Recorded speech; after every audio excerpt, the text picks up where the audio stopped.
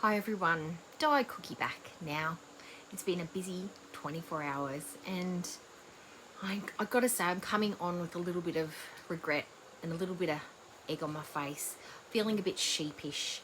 I think all this time I've gotten Mariam, aka Foodie, Beauty, Animal Lover, wrong. I really sat back and reflected on myself. And as a little exercise, when I'm sorting through a problem, I like to sit down and see if there's anything that I can find that I like about the person, the subject, the scenario, the positives and the negatives. And I've sat down and with my new eyes, I found 20 reasons to love Foodie Beauty, to love her, not to hate her. These are some of her core qualities that I found she has demonstrated wholeheartedly throughout the two and a bit years that I've been watching her. So without any further ado, yes, I'm bilingual. I'd like to read my list to you. Now, you may not agree with me. You may not agree with me, but I feel like I have captured the essence of Foodie with my list here. Okay. Number one, her resilience. I'm telling you, she's built like a Mack truck, this one. Nothing brings her down. She is a tank. She is a Sherman tank of a human being. Nothing, you can knock her down and she just keeps on getting back up. I don't know what her driving force is. I don't know what motivates her of a daytime to get up and just keep going, but there's something there. Something behind pushing. She just tries again and again and again and again and again and again. No matter how much she fails and how often she fails, she just doesn't give up. No matter what she tries when she fails, she'll just keep on going. It's one of her better qualities, I find. Some people would say slow learner, but I like to just think she's more of a resilient. She's just blatantly resilient. Reason number two, her honesty, her frankness. I mean, she lays it all out there. Nothing hidden. Stripped down, stripped bare. You know what Foodie's got to offer. She will tell you the details as the best she can. There's no beating about it. As long as you believe the words in that moment, in that second, in that minute, that is the honest truth. I think the problem we have is that we think too far back or we think too far forward. We need to understand that she is honest the second she's saying the word out of her mouth. We can't think a minute ahead or 5 years back or 2 months back or yesterday. We need to believe what she's saying in the moment because that is the truth, okay? That is her truth, okay? We need to be flexible as well. Number three, you can trust Foodie. You know exactly what to expect from Foodie. She is a predictable beast. You can trust that she's going to act exactly as you expect her to. She's a known quantity. There is no getting around it. Foodie can be trusted to act in a very predictable way, and that is comforting to a lot of people, especially people with anxiety or troubles of their own. She's one that you could absolutely predict her behavior. And that gives me a great sense of comfort. She's a good friend. A friend in need is a friend indeed. She was nice enough to give Shannon a lot of space and a lot of breathing room when she was recovering from her mental health issues. She didn't cross those boundaries. She didn't smother Shannon with attention. She gave her a nice big wide bubble to think, to sort, to move through her emotions and her problems in her own time and in her own space. And she was wise enough. She had the wisdom enough to not come when Shannon beckoned. Because, I mean, what lesson is that teaching Shannon? That she can cry foul and Foodie will just come a-running? No. You need to grow a backbone and you need to be a strong, independent woman on her own. And that is the lesson that Foodie was teaching Shannon at that time. And that is what a good friend does. They understand what boundaries do and do not need to be met. Okay? Good friend. She is a pet lover. Why do you think she's had so many? All the little kittens when she was little, all the little hamsters when she was younger, whether they made it through or not, doesn't mean she didn't love them. Doesn't mean that she doesn't want more. It doesn't really matter if you take care of them or not. If you love them, taking care of them is secondary. It's the emotion you give and they give you back. So regardless of how well or how often or how much you spend on taking care of them, as long as you want them, that's all that matters. I think we're missing the point here. It's all about wanting to take care of them, not the actually taking care of them. Two very different things. She is, in fact, a pet lover. She wouldn't keep getting them if she wasn't. She is fastidious. She is a cleaning machine. Have you not seen how pristine her white couches are with her cushions? They will stay in position for ages, which is telling me that she's not allowing anybody on her beautiful white couches. Now, if that's not a sign of a clean lady, I don't know what is. We never see her kitchen because I'm sure it's because she would never want us to see it in anything less than perfect. And that's because she cares about how she appears to other people. And I know sometimes she might drop a bit of rice here and there, a bit of sauce up the face, but she's always got a large supply of tissue and paper handy to wipe them off. She never leaves the sauce on her fingers. She always cleans them up. I mean, yes, sure, she uses the mouth to lick them off, but her mouth she probably washes with bleach. There's no bacteria in there. She's just doing an environmentally friendly way to clean up her hands. She's not using paper. She's not wasting plastic, using gloves. She is thinking environmentally, and I think that's lost on a lot of us. We are in a negative frame of mind when it comes to food. You've got to start looking at her in a different light. And once you get out of that sheep zombie mentality and start looking at her through a truer lens, I think you'll feel a lot of relief. And you'll find her a lot more enjoyable, like I have. Fiscally responsible. Fiscally responsible. It's well known now that she got a bargain deal on that new car, the Tego. She made sure that it was up to date, the latest and greatest to make it fuel efficient, safe to drive, fits her in it so there's not unnecessary wear and tear on it, while she works on her health, while she getting up and in and out, as well as she made sure the Kia was well and truly paid for before she left for Kuwait. It's all paid off for now. She's got no outstanding debt there. She's focusing on the debt with the Canadian government, which she made sure that she made out a well thought out plan to pay off in a short amount of time. I think that's quite responsible. Don't you? Making sure that the government of Canada is being paid for all the services that they've given her for free. I mean, that's pretty nice. I think that's really nice of her. Very generous. She's not trying to be a freeloader. She saw there was a problem. She went to the man. She sorted it out. She got a plan. And now she's paying for it. Fantastic. Fantastic. It's not like they had to take her to court for it. Wait.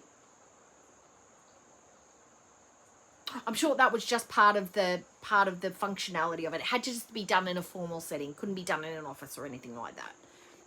No, I'm sure it was just simply for procedure. Okay.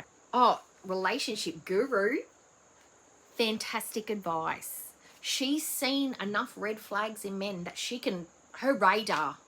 her radar for bad guys is so finely tuned at this point that her judgment is crystal clear.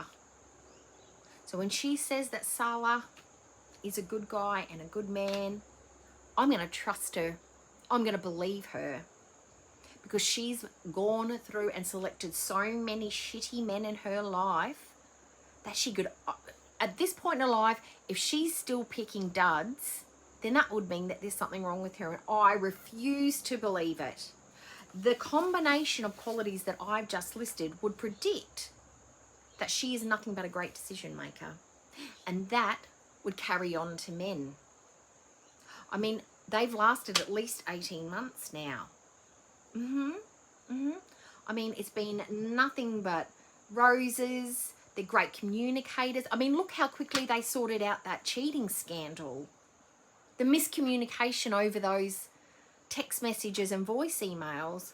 They are such good communicators that she was over it in a mere 7 hours. I don't know anybody else who could sort a situation like that so rapidly. I think that's a great sign that they just know each other, love each other, and really talked it out in depth and came to a mutual agreement. And Foodie was happy. He made her happy again within 7 hours. If that's not love, I don't know what is. I think she's found the one, guys. I think they have found the perfect match for each other. Okay, she's a risk taker. And I mean that in a good way. She's not afraid to just jump in without thinking. Just jumping 2 feet head first. Don't worry about a broken spine. It'll be fine. The depth of the water will be exactly right. Risk taker. I mean, who just jumps on a plane and goes and meets a man overseas, only knowing him for 4 weeks and being engaged after 2? Not many people would be that brave to take a big risk like that. Not many. Some people would think it's quite dangerous. They'd be worried about being trafficked or murdered or kidnapped or sold for organs.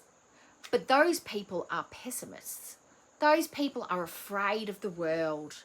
Not Foodie. She is prepared to walk into situations blind and just things work out, they work out. And if they don't, they don't. I think if more people were like Foodie, you know what I'm saying. If more people were like Foodie, wouldn't the world be different? Wouldn't it be different? It'd be so different. We need to all to be more risk takers like Foodie, because it always works out in the end. Dangerous situations don't always end up dangerously. If you take those 0.1% chances, they will probably work out 0.1% of the time.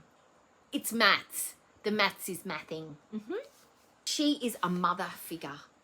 She's a mother figure. Look at the way she looked after the cats. Look at the way she looked after Nada. Pete's. And look at the way that she just nurtures Sala. You can feel that maternal energy that she can no longer give to BB James then, that she had for quite a long time. That care and nurturing, you know, worrying about the physical health, mental health, diet, their physical environment. She cares about those things now. Don't worry about the past. Remember, we don't look back. We only look forward. We only think about in the now. We're only thinking about what's happening now. She's always making sure that Salah has exactly what he needs in every single way that a man can be fulfilled. Dino nuggies. Yep, don't knock a dino nuggie. They are tasty. They are carbs and a protein put in together. They are almost the perfect meal. You add some broccoli to it, fantastic. Always making sure that he's comfortable. She's always holding his hand in public.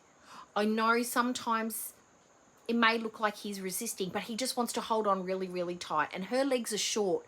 She can't keep up with him. It's unfair to expect their strides to match. So what looks like pulling is just that she just can't keep up. He wants to hold her hand. He does not want to lose her in a crowd. Never. He would never want to lose her in a big crowd. That's why they're always going to isolated places. He just wants to keep her safe.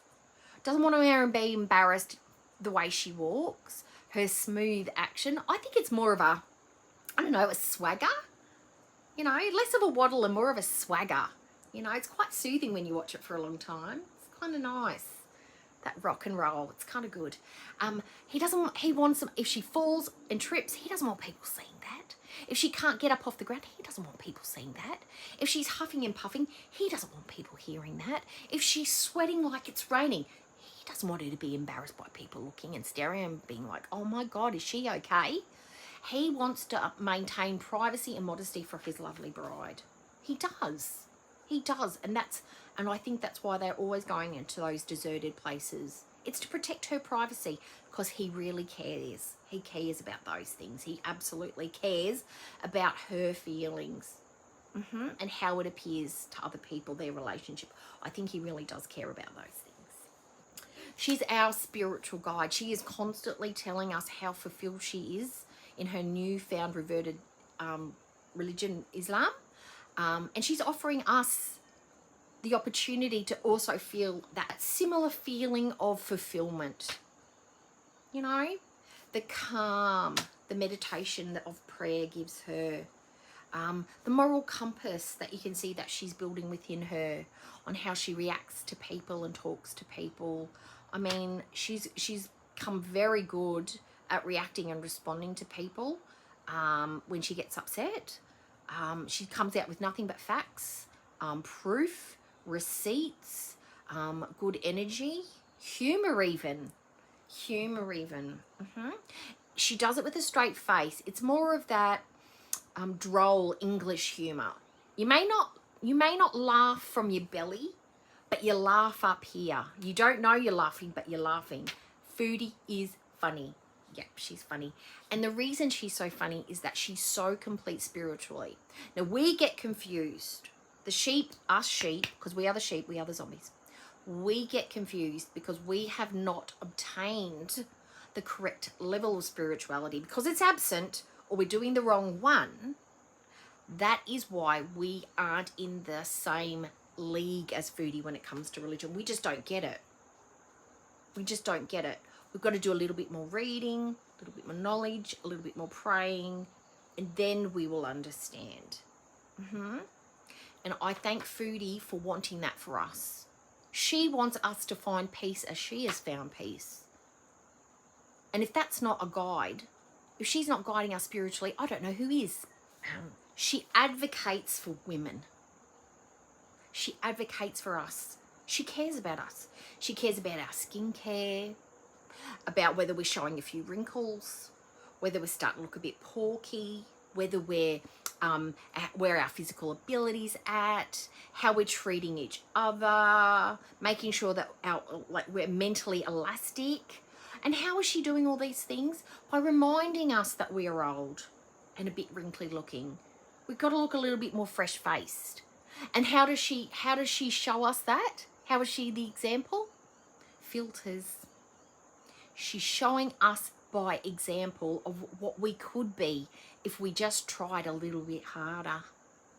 You know, a bit more cream, a little bit more exfoliant, less time in the sun, really good hydration. You too could have that look. Now, Foodie doesn't have the time because she's a very, very busy lady to correct those unfortunate issues with her skin, which are not her fault, by the way. When you're as busy as she is, you just don't have the time to take good care of your skin. Okay?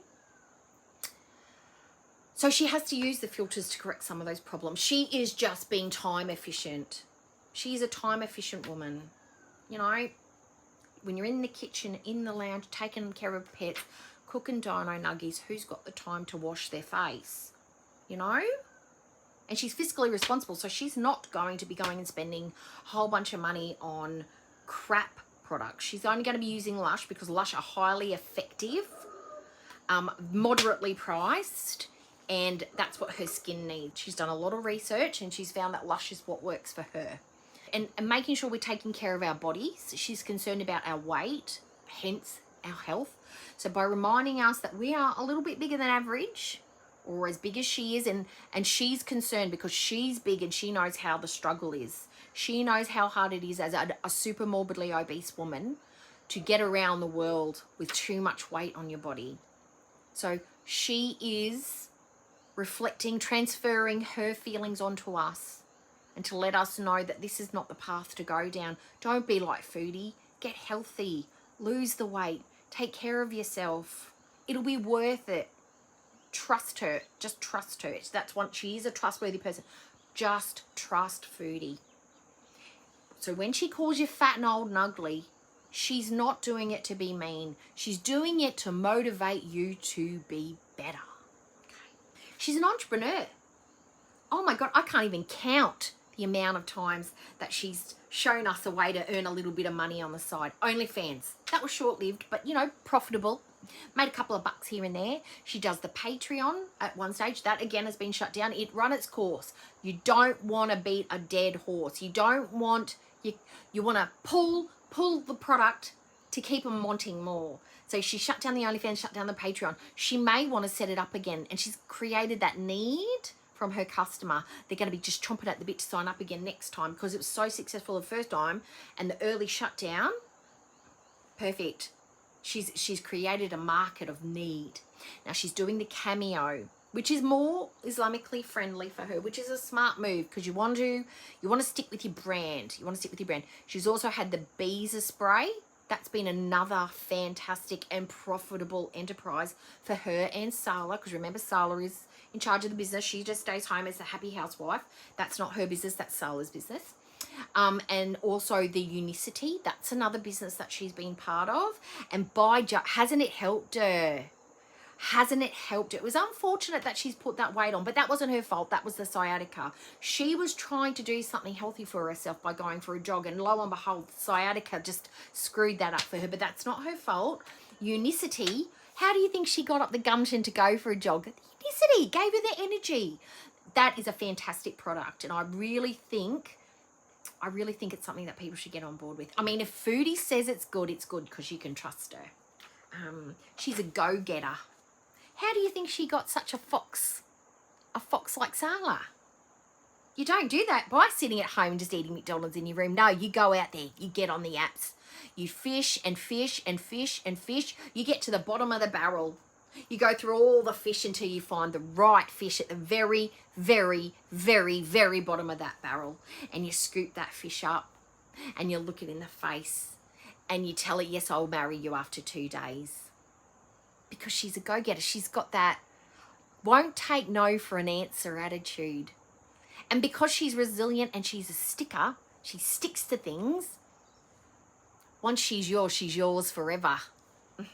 She's a go-getter, our Mariam. Yeah. She's upfront. She will always tell you what she thinks. She may change her mind quite often.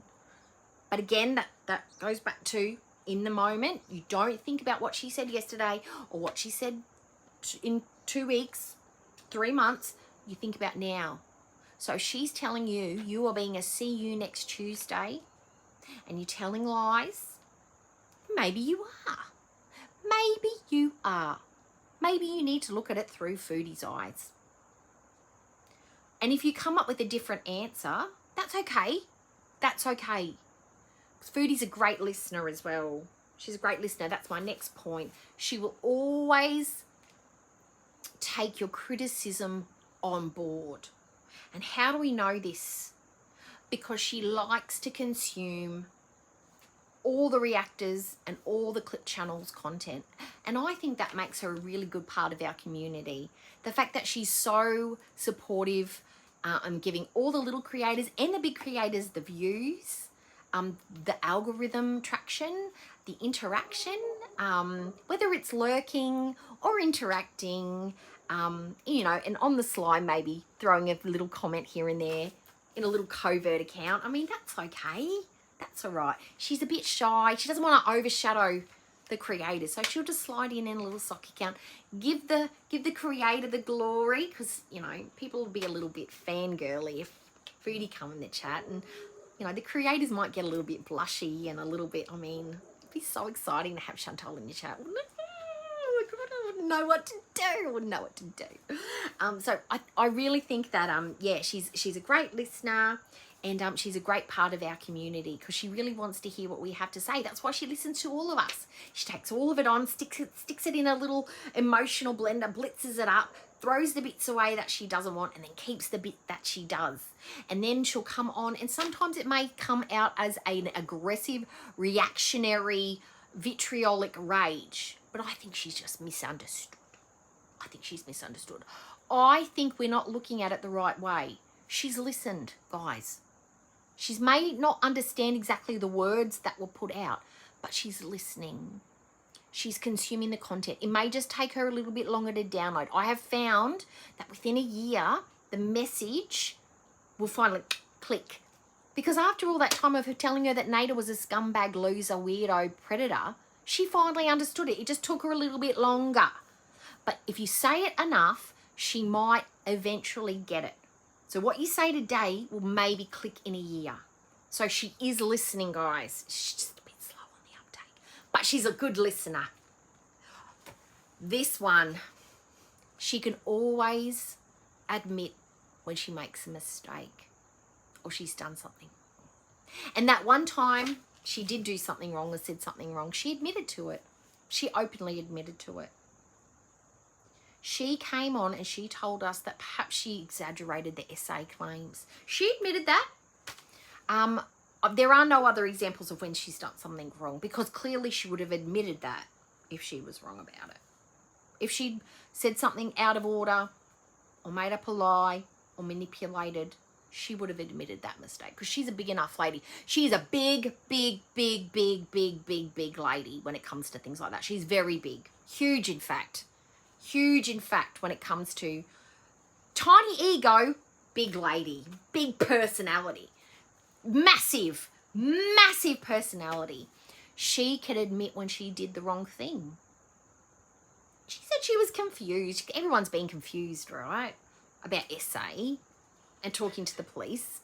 And it's very confusing when you're in police stations. They've got you set up in those little rooms. Chairs are lined up to intimidate you. They make the rooms cold.